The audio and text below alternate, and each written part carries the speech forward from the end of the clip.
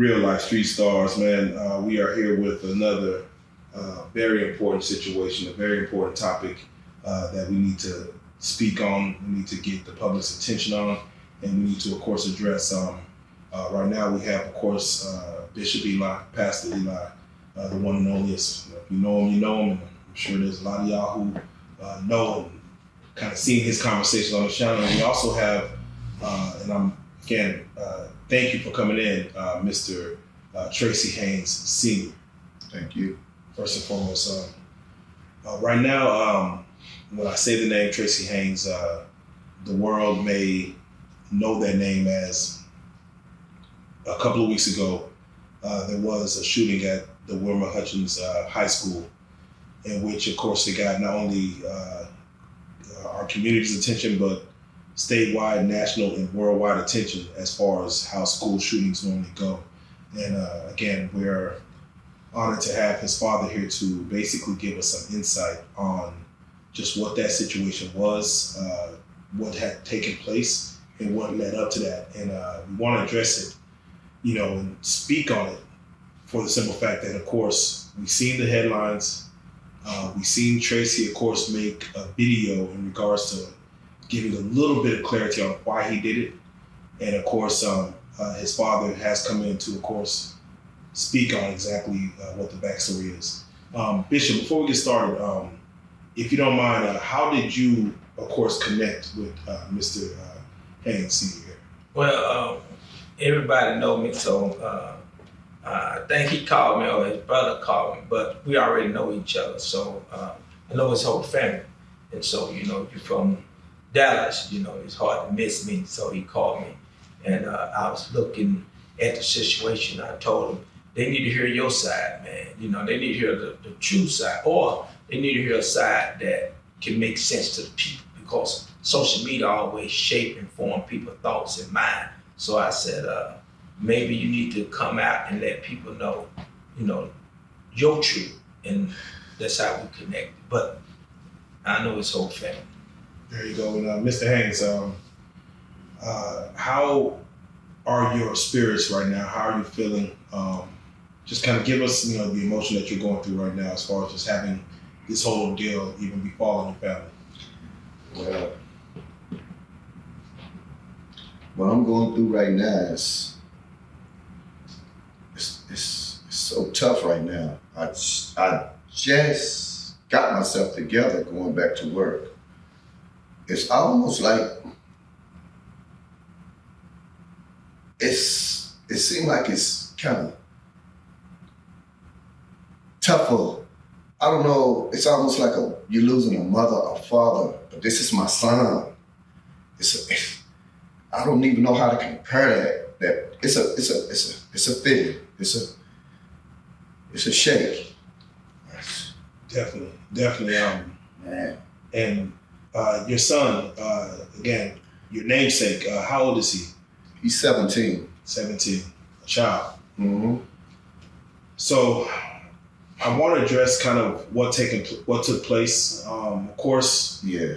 The news reports reported that there was a mass shooter at Wilmer-Hutchins High School. They showed children running outside. They say 4 people injured. No deaths, correct? No deaths, yes sir. No deaths. Four people injured. Mm-hmm. Later on that day, of course, they released the name, or they released the video of the shooting, and then of course the subsequent arrest, as far as taking them in. But I want to take it one step at a time. Mm-hmm. That morning, does your son live with you? No, he lived with his aunt, with his auntie. Okay. When you heard the news that there was a shooting, did you at least get the news that there was a shooting? And I came, when I heard somebody call me and told me that my son had just did a shooting, and I left work. I just left, took off, left my job, and came to the neighborhood. Mm. Yeah. Did your son, please go ahead. I picked him up because he was running scared, didn't know which way to go. And he talked to me, and he told me how it all went down. But but I know this been going on since last year. Them guys, them bullies, them gang members, just put it like that. They don't want to say it on the news, but it's gang members. They took his phone last year during school and took something else. I don't know, it could have been a booklet or iPad or something like that, and smashed it. And he told me about that one day. I talked to him last year, but he was standing with that aunt. I really couldn't just talk to him like a father, son should.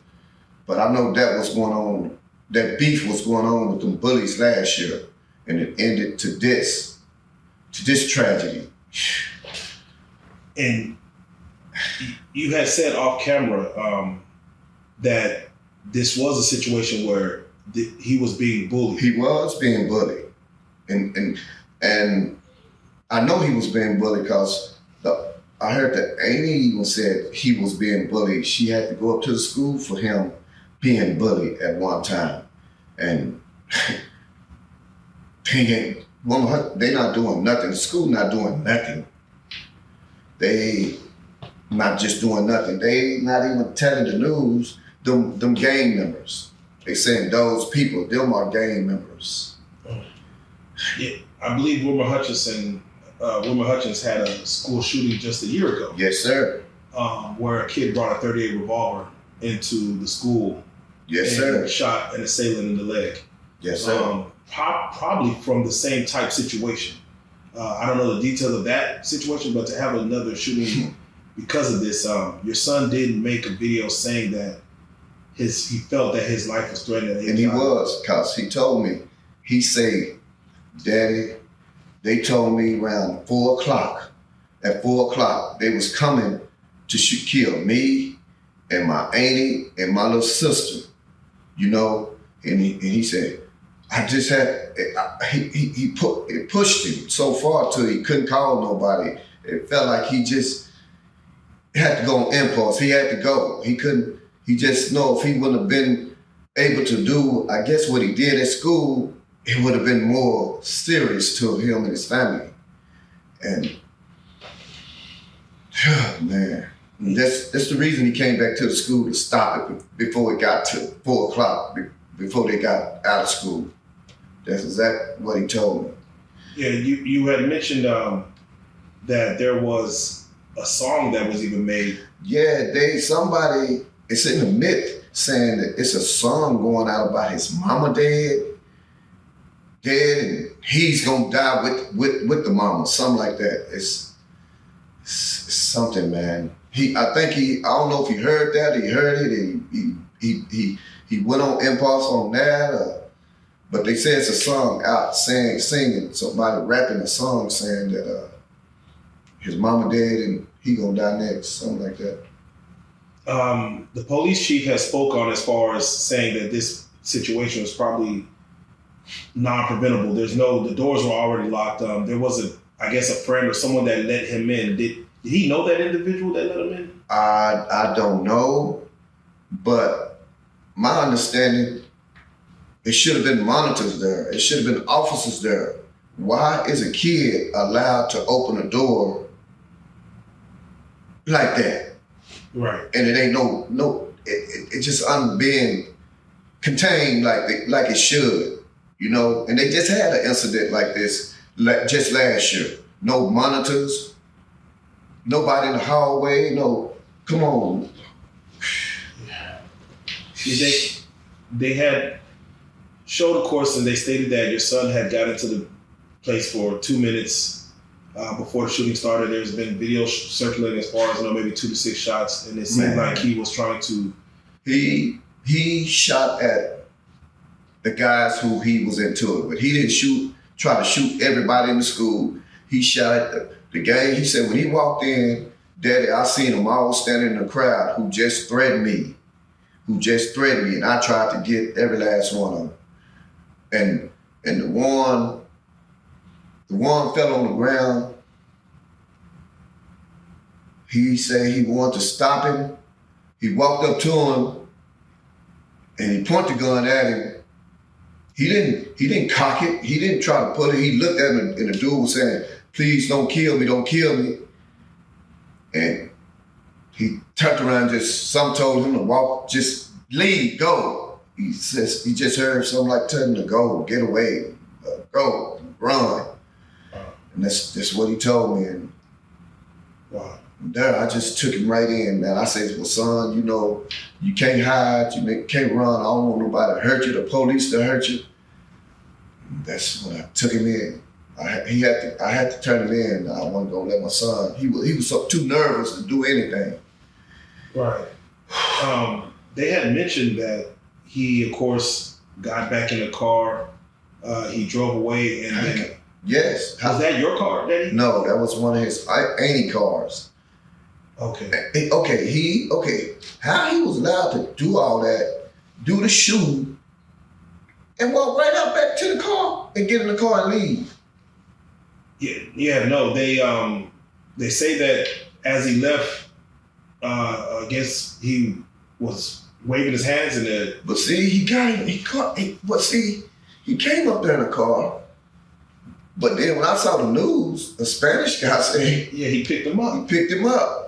Saying that he had wrecked his daddy's car. And that the Spanish man said that he just went ahead and let him in the car and took him to a gas station where someone else picked him up. Man, I don't understand that. I don't need... That's something new I saw when I saw on TV. I didn't know how did he got from A to B, and then somebody called and said they gave him a ride.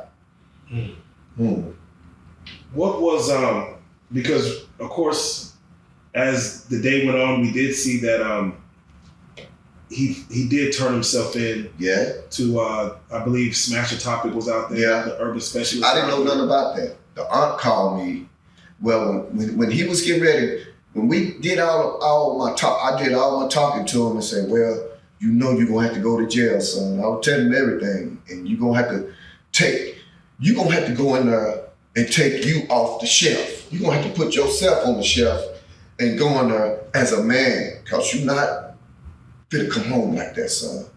They're not gonna let you come home just like that. You're not gonna, don't think you coming home. You gotta be a man, you gotta go in there, you a boy now, but as right now, you finna go in there, you're gonna have to be a man and act like a man. And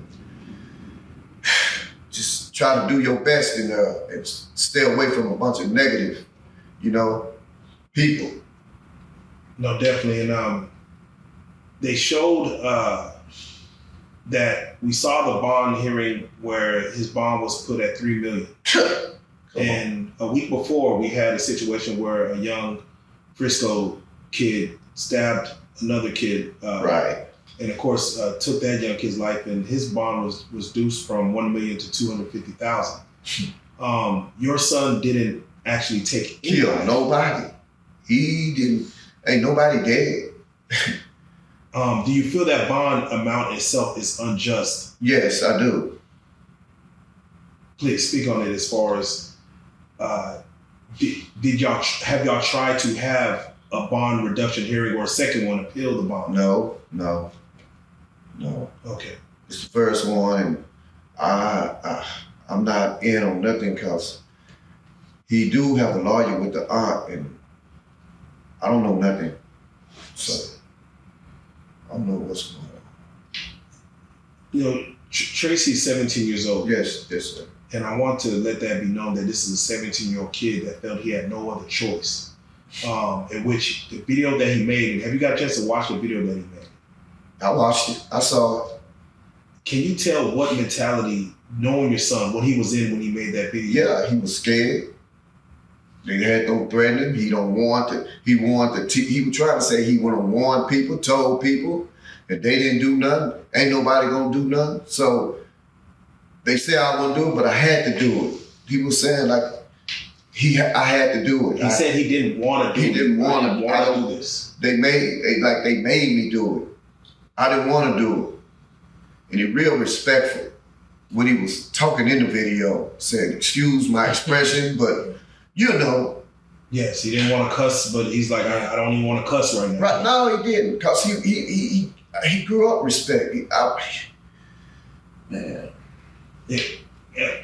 and that's what I want to do this before we even speak on just what caused this was. Can you speak on the kind of young kid your son was? Man, he's smart. He's smart. He works. He was working at the store. Man, what I do, he come to work with me. It wouldn't be no. You know, he's a good kid. He really intelligent. And he's real smart, man. And just all the teachers half of the teachers at Wilmer-Hutchins love and talk on him, saying how good he is, how cool he is, and quiet, don't speak with nobody, run with nobody. And he respectful, and you know, and I know my son, I raised him when his mom passed, almost 4 years ago.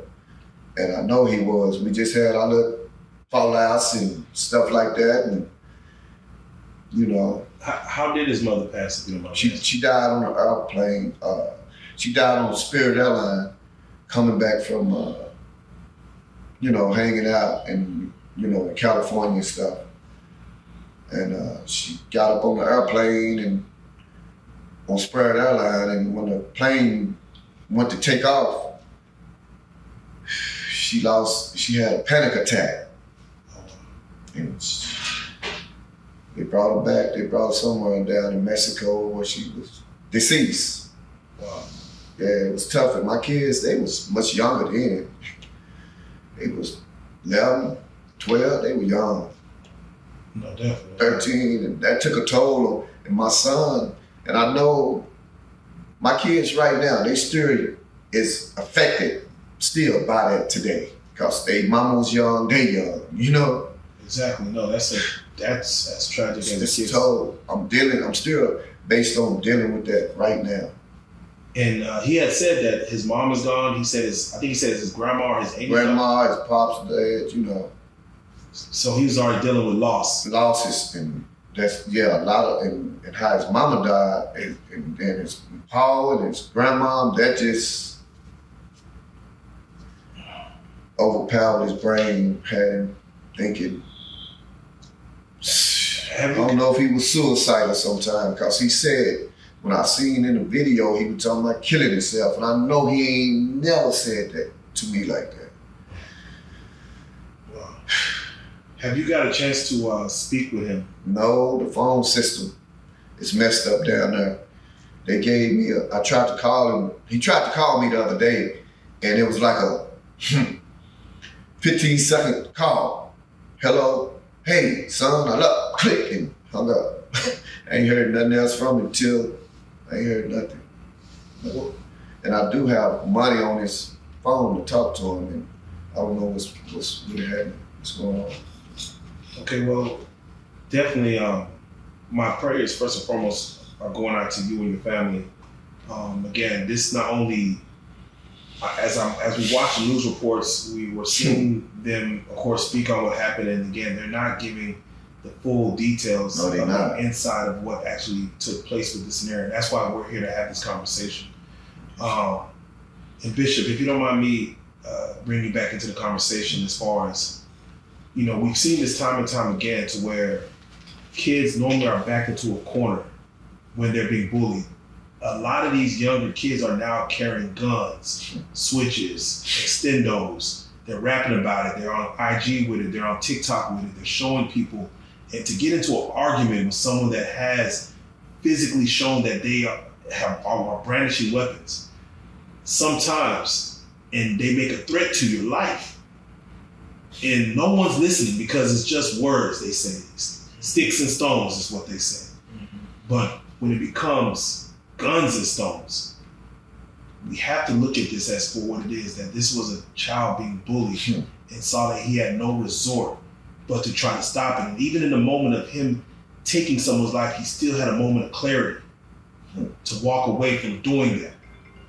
Can you, if you don't mind, speak to that as far as what the city of Dallas, what the nation is dealing with when it comes to bullying and how to handle those, and what avenues should we be looking for to address such bullies? I want to say this here. Joker, this is real. You know, coming up, the way I came up, I was bullied. And we didn't have guns like they have guns today, so I had to learn how to fight. But here's the reality of it. Just like with Camilo, Anthony, and his situation, bullying is real. But here's the mindset of the people. Most of the kids, they say, we can't snitch, we can't rat. And if you go and tell somebody, they're gonna say you're a snitch or you're a coward, and it make it worse. But where do these kids go from trying to tell somebody, trying to tell the principal, and they try to do everything they can, and they find themselves in a situation where they feel like they're so pressured that they have to explode. But I think that in this situation, in this father, and I can feel this pain, because now society showing a young man going into school, doing this and doing that, but nobody asks why. Nobody asks what made you get, how we get here. But people don't want to face reality. People don't want to face that we have a situation that's world, I'm talking around the whole world. And I'm talking about black kids. I'm not talking about white kids, Chinese kids. I have seen many times where they done shot up different people's house that I know. And this is one of the reasons why I reach out to firms, or they reach out to me for situations like this here. And the police can't do nothing. They kids got these masks on, they down in this gang stuff, and they come to your house and just shoot up your house, don't know who in your house. And I can watch the show. We understand what he did was not right. We're not running from that. But what made this kid, think about this 17-year-old, what made him go into a school is I just want to throw my life away. There's something that took place that put this kid, he don't think like us, me and you, we can think this out. Hey man, but kid, he don't think it right now. I know these kids. I know them. They done did this, they done did that. They got a history. I don't want this to happen in my house. So I want to take it in my own hand. But and here's the thing. Y'all stop saying bullying ain't real. I'm so sick of folks saying like, well, they should have did this, should have. If you're not in a person's shoe, I am strictly for what's right. But if you've never been bullied, you can't speak for a person that ain't in your shoe. I've been there. You can't speak for me. Because you don't know what it's like when people picking on you. You don't know what it's like. And he already got a history. He done lost his mama. He done lost his grandmama. He feel like now y'all finna take the very people I have left. You finna take them away from me. So now I have to stop it. I gotta do something. But not knowing he made a mistake. But here's the thing though.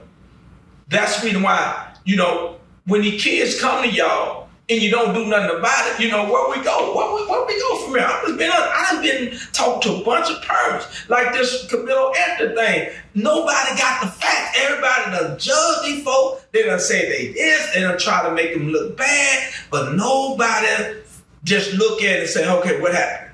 Let's investigate. And so social media, the first thing they do, they bite on everything they hear, read, and whatever social media want to put in your mind. This is what they run off of. This is what, and they make a judgment on you without having the facts. They make a judgment on you without not even understanding the situation. I learned one thing about life. I know what it feels like when you go to somebody and nobody help you. I know what it's like. When you saying, hey, these kids doing this, and they gonna come, they gonna do their investigating, they can only do so much. But to this dad, to this father, I can feel this pain. But at the same time, this is why we come to the house. This is why we here to let them know, hey man, I want to tell them, man, it ain't over. You know what I'm saying? I know what you feel. Yeah, no. This is a conversation again that needs to be had, because now it's about why this happened. And I'm glad that we're getting to the bottom of it.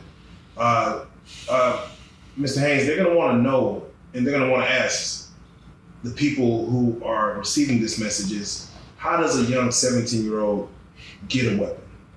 Can you speak to that as far as how he possibly got a weapon in the sense? It's like when they made this law for everybody to pack a gun, So, just about babies can go put a gun, and they pamper right now. It's so simple.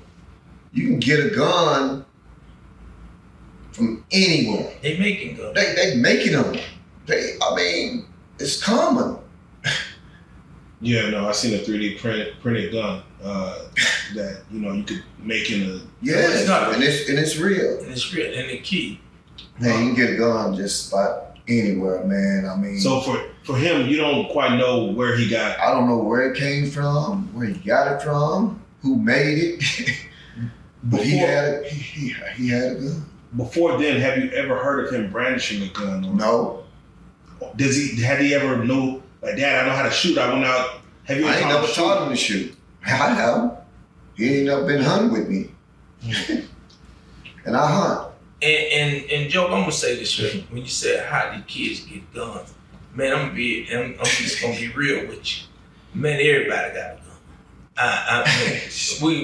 It almost be access to a gun. Yeah. Well, it's just out there, and you almost feel naked without a gun. And I'm a pastor. I don't carry a gun, but I'm just saying, these kids, man, I'm not surprised.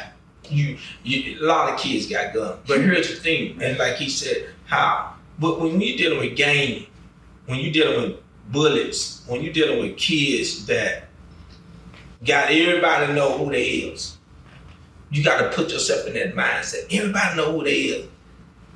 We're not saying, okay, we don't have no compassion for the people who have got shot. We're not saying that. I keep trying to lay this out to people. I'm not saying even Camilo, and we're not saying that we don't have compassion. But where do kids go who are being bullied?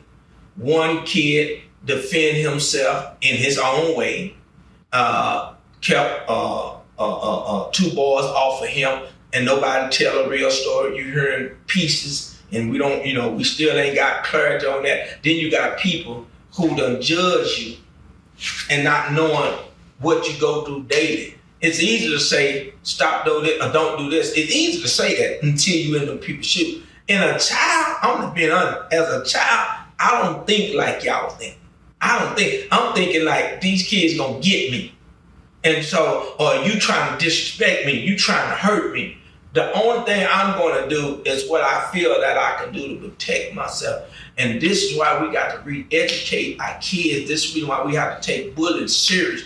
They got to set a program because it's going around in all the schools. Hold up, this is just one that them came out, but it's go on every day. This happened every day. It just happened that one person got stabbed, 4 people got shot. What are we telling our people? What are we telling?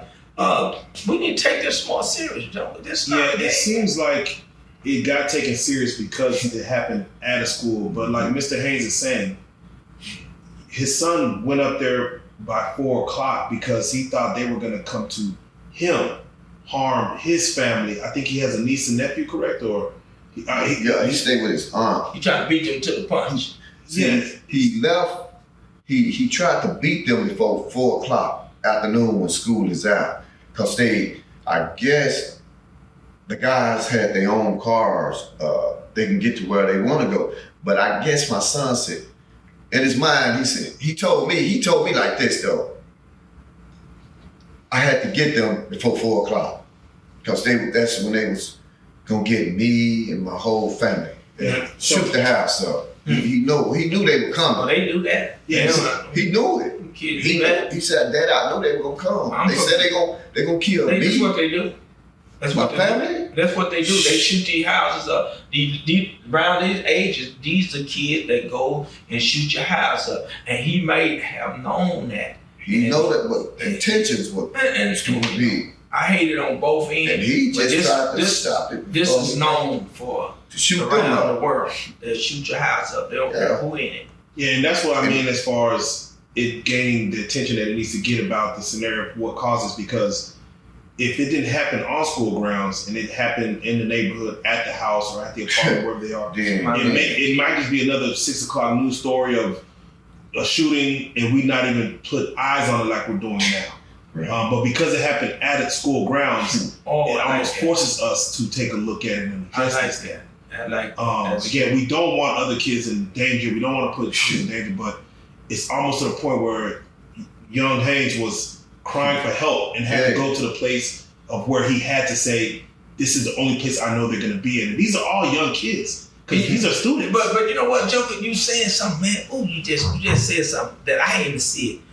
In our reality, in our world, it's not like y'all world. We have to live this thing. We know what it's like that somebody's house got shot up, somebody got killed. We have to live this life. So when other people see it around the world, they only see it from their perspective. But you're not in my shoe. This is what I'm trying to get people to know. And so the reality of it, if you know something that goes on every day in the neighborhood, this is what the kids do, then you ask yourself, let's don't just look at, we got compassion for what happened, but what went on that made this kid act out in a public school?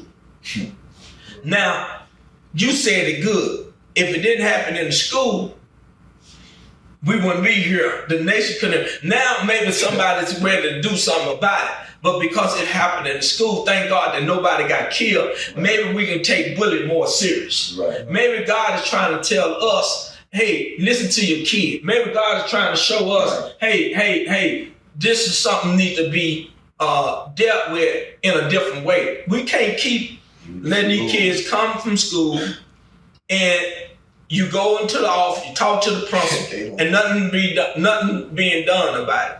Then when they take it in their own hand, now you're going to say they're a monster, they crazy. No, and we don't want to justify it either. We don't want the next kid saying, well, I was bullied, this is why I did what I did. We're not saying that either. But what do we do when we know in society, and a lot of people might not like what I'm about to say, and I don't care no way. Our black kids out of control. I'm just going to say it like, I'm just going to be honest. And everybody gonna like what you say on this blue couch, and that's cool with me. But our kids out of control. We don't love each other. We hate each other. We don't mind shooting up our neighborhood. We don't care who in the house. We in a mindset. I don't care if y'all call it from rapping. I don't care if you got it because your homeboy doing it or you don't watch too many movies. But there's a lot of people. And joking, I'm gonna say this here. I got so many people who have called me, man, from saying their kids bullied when I was on Smash Topic, whatever. I had so many to where it brought tears to my eyes. One lady called me. She said, Bishop Eli, I try to talk to my pastor. I try to talk to nobody cares. And I'm going to tell you, and pastors get mad at me. That's why I don't deal with fake pastors. These folks need us. I don't need you to be out there trying to shine like Mike Jones when the camera's on you. Where do they go to leaders? And where your voice at now? Why are we not trying to? And I know everybody got the same call, but I done talked to mothers that said, I said, do you have did you talk to them? Yes, but they don't want to get involved. They scared. They don't care. But you want to take their offering up every Sunday. You want to make sure you get that bag. And so I'm against that. This don't have to be my memory. This a soul, man. This a father that care about his son. But because I've been there, I can feel his pain. I've been there where I couldn't go get my brothers and sisters to help me. So, but it led me into prison. It led me, my being bullied led me into prison. A lot of people don't even know that. It ever made me go into the street trying to impress another man. And so, but my thing is, this is a real conversation, man. This is real. This is not to try to just be saying something, but this is serious. What do we do when we have our kids that go to school every day and they've been bullied by a gang, kids that got influence, and now either, watch it up, some of them get pressure getting in the game. That's why they get in the game, because they feel like if I don't get in the game, I don't have no protection. A lot of them get involved because it ain't nobody that's going to stand up against the majority of these kids. A lot of them, they run around, they really scared. That's why they run in cliques. Anybody run in clique, really scared. And so, but that's what I want to say. And I say that, and Ms. Haynes, if you don't mind, Tracy has siblings?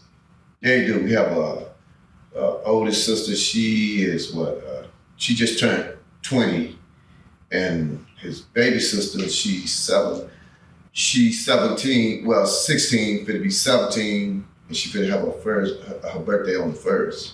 Okay. Next month. Y'all took him to turn him in. I did. Yeah, what was the purpose behind having, like, it looked like I guess the news, it would smash the topic. Yeah, it's the aunt. Well, I was gonna take him in personally myself, and as I was taking my son in, I was gonna walk him right into the loose derrick, and I wasn't gonna let nobody hurt him. That's what I told him. I'm taking you. I'm gonna make sure nobody hurt you, man. We just gonna walk in, and you gonna say who you are, and they shouldn't throw you all on the ground and drag you or pistol whoop you or nothing. They ain't gonna ain't nothing like that shit happen. But then I said, call everybody you need to call. I said, call your brothers, your cousins, your sister. And then I said, call that. After he talked to everybody, I said, hey, you call your aunt. When he called her, she called Smack Top. And it went from there. Yeah, a lot of people watch Smash the Topic as far as being able to report news and for what he does for the community, as far as Smash the Topic getting in touch with the urban specialists with Anton Lucky and of course Corey. It does from the look of it make it to where you are protecting him, showing that he is willing to give himself up. Yes. He is coming in peace. He's not, but I think the same thing would happen if you would have took him yourself as a father. I was going to do it regardless, with them or out. It was, I believe, was it Aunt saying a prayer for him right then and there? Yes. And I believe you tried to hug him just to let him know to be okay. He hugged him, told him don't say nothing. She was telling me to get away from my son, man. Come on. It was a shield. I heard her and didn't hear her. I'm glad you didn't hear her. I ain't gonna lie. I heard her right here and didn't hear her at all. It didn't even touch me, because I was already filled of some. I heard her. She was right next to me, and she was saying, "No, don't stop, don't do that." But I heard her and just couldn't respond to it. Did you feel you letting your son walk in there, that was the last time you was going to Yes, see sir. Mm. I lost it. I left there. I went home, and I thought I failed it. No, don't feel See, I'm trying to hold it. No, don't feel that. Because let me say something. Let me say something to y'all. I got a son that's out of control out here. I'm talking about out of control. Everybody know about it. But let me just share this with you. Man, you gotta take your son in. Then people might say you snitching, you're gonna hear all kinds. Some fool gonna get on this thing and see this thing and gonna say you rat your son out. Now forget all that. Listen, man. When it come down to saving your son, like her dad ran up on their man would have killed him. Man, I want to let people kill my son. And so you did what you felt best for your son. And I want you to know this here, man. I want you to get this in your spirit, man. I respect you for walking in with your son, because he might not would have turned himself in if he didn't feel like his daddy was with him. I had to go get my son. The SWAT team had him. I had him on the phone. I said, hey, man, I don't want you to die. We're going to figure this out somehow. We're going to work this out, man. Let's do this for Daddy. Mm-hmm. And so nobody knows. That's why I keep telling folks, nobody understands what you went through as a father. Not only your son that made a mistake, you got to turn him in. Man. And where we come from, we don't do that. Where we come from, it's, you catch us in the streets. But the thing is, man, you did what you felt that was best for your baby. And it was so hard. And I know it was hard. It was so hard for me to walk him in front of. I don't been to loose derrick. I know how loose derrick kill. Man, it was so hard for me to. I'm finna go give my son away. Yeah, I know. You didn't give him away. You might be saying. I'm finna. But I know I was doing for the good. I felt like I was. And I think it's very important that you had, I don't know whether it was minutes or an hour or 2 hours that you had with him to talk to him. Mm-hmm. I had him because he called me. He just, all of a sudden, I haven't heard from him, and all of a sudden he said, Daddy, where are you? I said, son, I'm where I need to be. I just said, I need to see you, man. Just come on. He came to me for my help because he knew he was in good hands. Yes. He knew he had to come to me. He didn't call nobody, the aunt, nobody. He called me. He came to me. And for you to tell him to prepare. You safe. I said, you safe. You safe, son. He trusts you. You safe. But I'm gonna feed you. I'm gonna give you a glass of water. And I'm finna take you in, son. It's time to go in. And that was so tough. How did he receive you trying to prepare him for what he was about to walk into? How did he receive? Oh man, when I got through talking to my son and talking to him, I shed tears talking to him, but I wasn't trying to. I wanted to be strong. I was strong with him, and times I expressed some things to him. But you know what? He did me good and I did him good. Because the way I talked to him and built him, because when we walked across that street, he shook every police hand. I saw that. He said, I trust you, I trust you, I trust you. He said out his own mouth. I saw that. It's what I had. It's like a shield I gave him. And God gave it to him. Yes. Because he wasn't broke down. He just... I've never seen that before. I never seen that shaking each officer's hand. Never did that show. Because he was respectful. Yes, but I can tell by when he was talking on it, he said, excuse me. Who talking about excuse me in the mindset he in? You know, Joker, here's what hurts me, man. We want to throw these kids away and act like they the worst of the worst. But nobody asks why. And the reason why it hit home with me, because I was 17 when I caught all my cases and all these things. And nobody asked me the magic word, why. Everybody said what I did.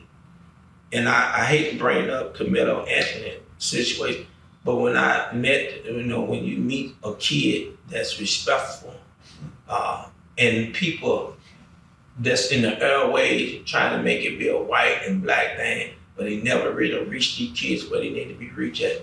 It hurts me from that perspective, is because you wasn't there. And so society, and let me just use a few examples that to go with him. They lied on Camilo, said they bought a house, they bought cars, and nobody, it was a lie, but nobody that put the lie came out and told the truth.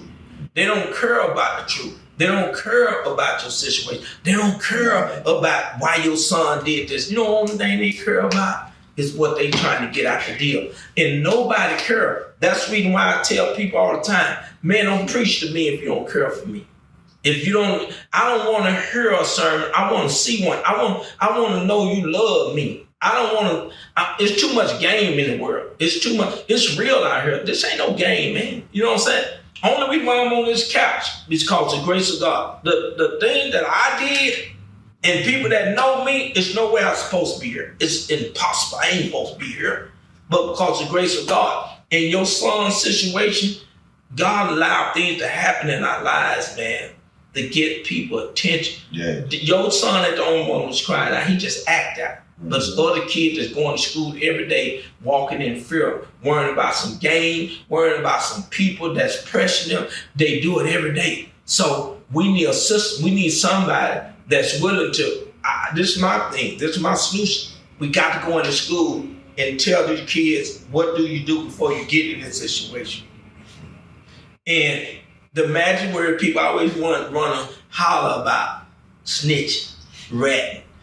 That's a trick of the enemy to keep you bound in a situation where you end up making a mistake. Because when you get to court, you're going to snitch in a way. You got to get yourself out of it. You're going to tell the story. So regardless, you can't get around it. And so, but my thing is, man, I'm just saying this. I know, man. I know I know how you feel. I know you're not just saying it because it's your son, but nobody knows the situation like you know. People are only going to judge us by what they hear and what they think. And nobody really examine the situation to where, ain't nobody coming out. You know what? And I hate it. And I'm just saying, ain't nobody trying to help get your baby out. I'm looking at it now because the way they think. Ain't nobody trying to and see what made this kid. Nobody. You know. And y'all might don't even have money to even get him a good attorney or to get him out. He got a $3.1 million bug. And I know where he at. Hopefully someone watches this now, somebody of a legal expert, a legal team, and they can understand exactly there's a deeper story here that needs to be told and that needs to come out about Tracy. Hopefully someone will reach out and we'll let you know, of course. We'll put the proper channels as far as to contact you. If someone does want to look into this further and see that there is a defense here, because sometimes they look at self-defense that it needs to happen in the heat of the moment, but sometimes self-defense sometimes has to be premeditated. That's what they say. Because that's how much the offense is so premeditated in itself that a defense has to be premeditated. Yeah. And therefore sometimes there is no other scenario in which you're to save not only your life but those around you, especially when it's right in your face. And you know, Joker, I'm gonna say this if you don't mind. Man, I appreciate you, man, because nobody see what a kid go through at that age when you've been pressured by other kids. And this is not an easy situation for nobody on both sides. The kids that don't know themselves, they want to pressure other kids. They got to be taught this is not right. And you got the one that go to school and being bullied. And I've been there, but I want to plead with people. Please, y'all, if y'all don't do nothing else, please, when you see things, before you judge a man, before you condemn a person, if you put yourself in those people's shoes, maybe you approach the situation different. But stop judging people by what people say about people, because I've been there. I know what it's like. So by me being there, I can feel this pain. I've been there. I've been lied on. And so, but at the same time, people don't honor life no more. They don't respect life. Everything's a joke. You know what kills me? Every time I see a black girl jumping on a black girl, a kid, people got cameras and filming it. And everybody like a joke, but nobody out to stop it. You're no different from nobody else. You can see kids stomping other kids, kicking them in the face, and people pull out their cameras, but nobody runs to try to stop the situation. This is the problem I got. They glorify in seeing stuff like this. They get some, it makes them feel like they special tough. And so I'm just mind blown. We in a world now that everybody want to put some on camera, but nobody wants to stop the situation. And so I'm pleading with people that's in a situation your kid been bullied, and many of you have called me, many of you have talked to me. I heard some stories just the last 3 weeks. I said, man, I got to do something. And thank you for doing it. And I don't just want to be a preacher. I just don't want to go and just preach the gospel, but I want to reach people. And even the people that got shot, I love you too. So, yeah. But we got to do something different, man. And black brothers, little brothers, young brothers, stop killing your brother, man. Stop shooting up your brother's house. You can kill his mom, you can kill his sister. Man, if you got beat, I wish people, if they have to fight that much, fight with your hand. But don't go shoot no innocent people, man. We got to think different. It's crazy. We the only race that hate each other. We hate ourselves, man. You want to kill your own brother, and you think it'll make you tough. But that's what I have to, and I want to say to those kids that don't get in stuff like that, man, if you can do something to save a life, if you can do something and you know somebody getting bullied or something, man, try to step up, man, and do something different. Don't be a part of it. Don't edge it on. Don't put out your cameras and say, look what I got. Or in the bathroom, they beating up a bully beating up somebody and everybody filming it. Man, that stuff is stupid, man. And that stuff is not real, man. Yeah, again, Bishop, thank you for that. And Mr. Haynes, if you don't mind, your son probably watched this platform as well, as far as, just we do have the attention of a lot of young kids, but if you don't mind, if there's any words you want to say, not only to your son, but also the guys who he were, dealing with at that moment, any words you want to say to them, any words you want to say to him? What I want to say to my son right now,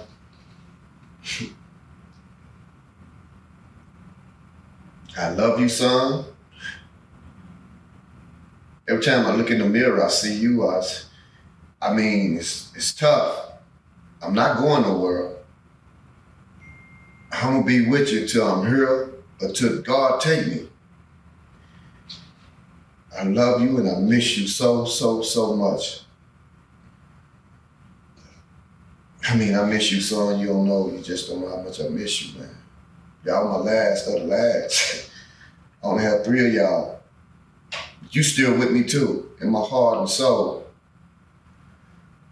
And I say this to the others,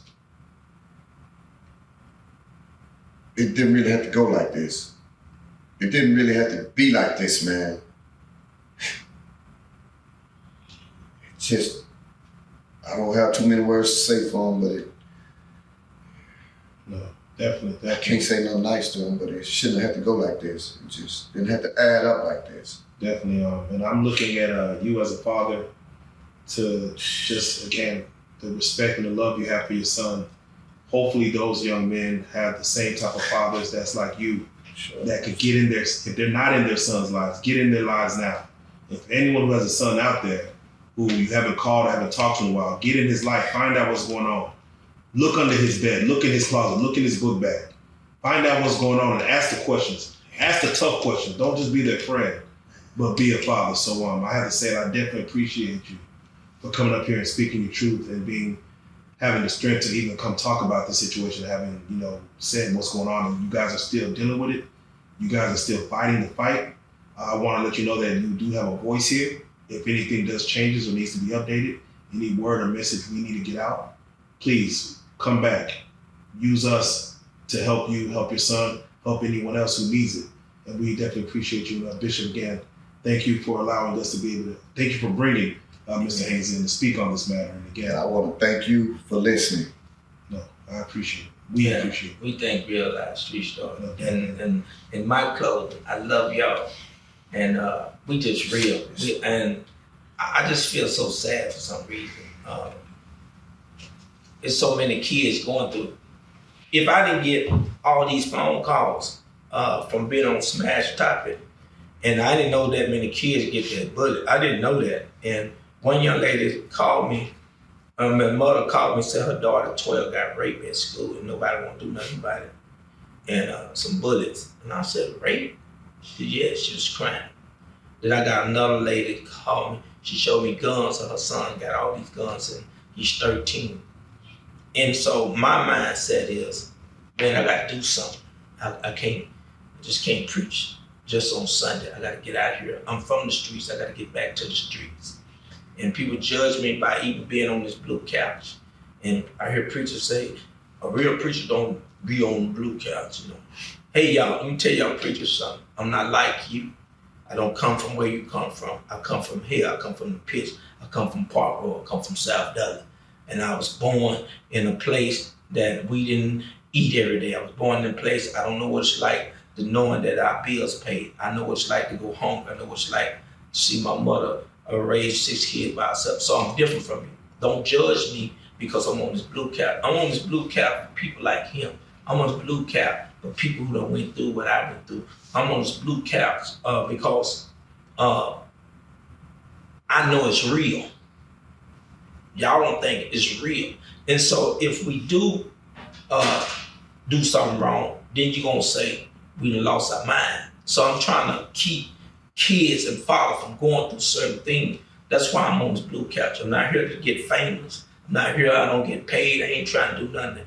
I'm here because I feel like God gave me an opportunity to reach people that believe in people who really care about them. And not only that, I've been there. That's what make it different. I know what it's like. And so I have a son that's out of control now. And so I'm doing everything I can to save him. And I wish fathers and I wish people who would stand with us will say, hey man, let's see what we can do. And if we can't change save one life, it makes a difference to me. And so that's why I'm on this blue couch. And if you're gonna condemn me for trying to save a soul, it is what it is. Man, with that being said, I know, thank you for everything. We have to say this is a platform called Real Life Street Stars, and if we don't tell these real stories that happen in our streets, in our community, I don't know how we move forward and we fix it. So with that being said, Bishop Eli, Tracy Haynes Sr., I do thank y'all for coming in. I do thank y'all, and I have to say you guys are some real life street stars, and I appreciate you once again, okay? Amen. Hey, thank you. Thank you.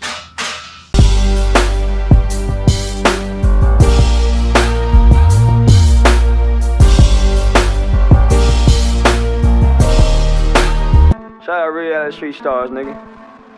Move it. Hey.